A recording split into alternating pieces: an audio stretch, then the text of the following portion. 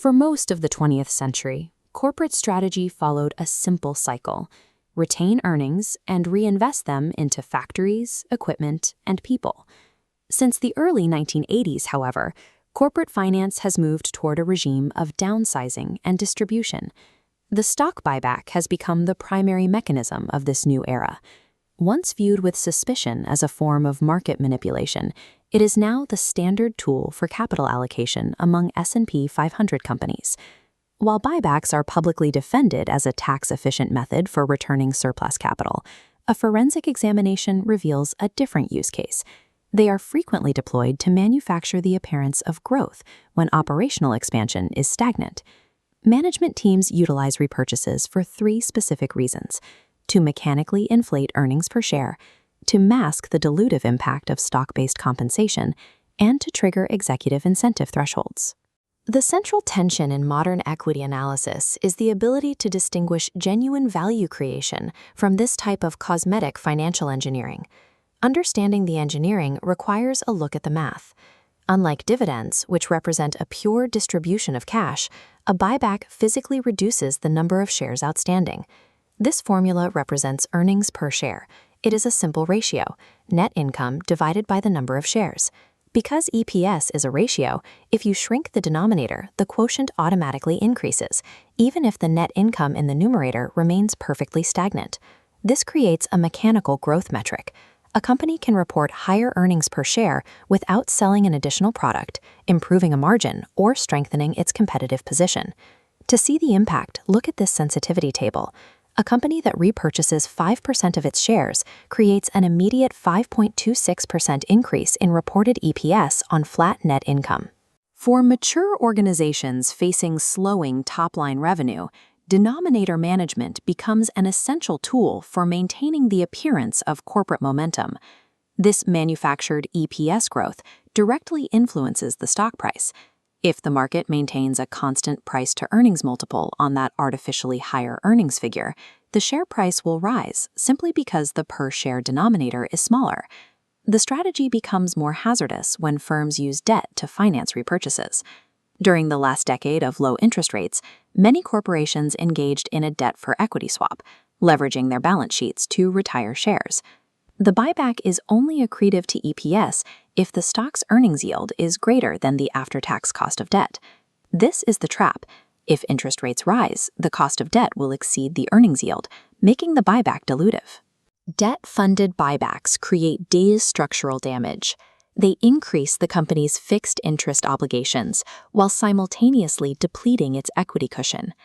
Management teams frequently ignore this balance sheet fragility to hit short-term EPS targets, setting the stage for long-term value destruction. This behavior is driven by the architecture of executive pay. Approximately 49% of CEOs have bonuses explicitly tied to hitting earnings per share targets. To find the motive, we look at as-if EPS, the earnings figure that would have been reported if the company had never executed a buyback. When a company's as-if EPS falls just short of a bonus threshold, the probability of a share repurchase spikes. It's an intentional choice. Top-tier auditors heavily scrutinize accounting estimates, making it nearly impossible for managers to manipulate the net income numerator. Executives substitute accounting manipulation for denominator manipulation. Since open market repurchases are legitimate financing activities, they fall outside the primary scope of a financial statement audit. These threshold-driven transactions prioritize personal insider payouts over enterprise growth, diverting operational capital into executive bonuses just to cross a reporting line.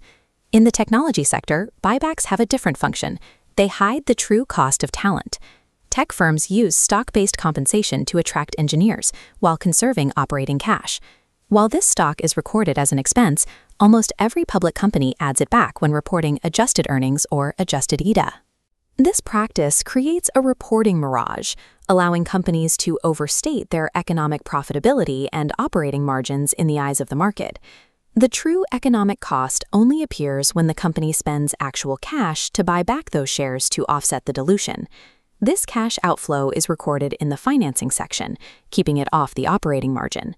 A forensic look at Twitter reveals a 71% understatement. They reported $3.1 billion in expenses, but actually spent $5.3 billion to prevent dilution. This scales across the industry. In 2025, Meta spent $26.3 billion on repurchases, nearly matching the $20.4 billion it issued in stock-based compensation. Buybacks used at this scale to offset dilution function as the final stage of a hidden compensation cycle, settling employee wage obligations that never appeared on the operating margin. The ultimate cautionary tale of buyback-driven earnings is IBM's Roadmap 2015. To hit an arbitrary target of $20 in earnings per share, IBM spent over $50 billion reducing its share count by 19%. While the shrinking denominator boosted EPS, the core business was in terminal decline, reporting 14 consecutive quarters of revenue drops. The cost of prioritizing the EPS target was the destruction of intrinsic value. By diverting funds to buybacks, IBM underinvested in the cloud and AI technologies that were then being pioneered by its competitors. The IBM case illustrates that buybacks cannot substitute for organic growth.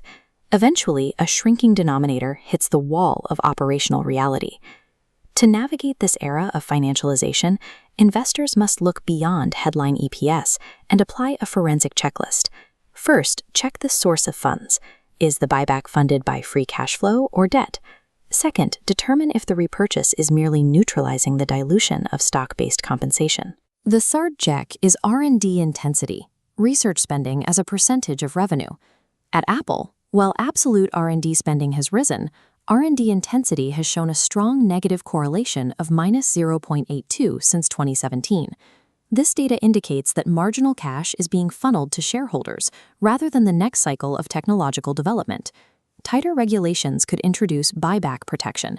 This requires boards to adjust EPS targets, stripping out mechanical repurchase benefits and realigning incentives with actual growth.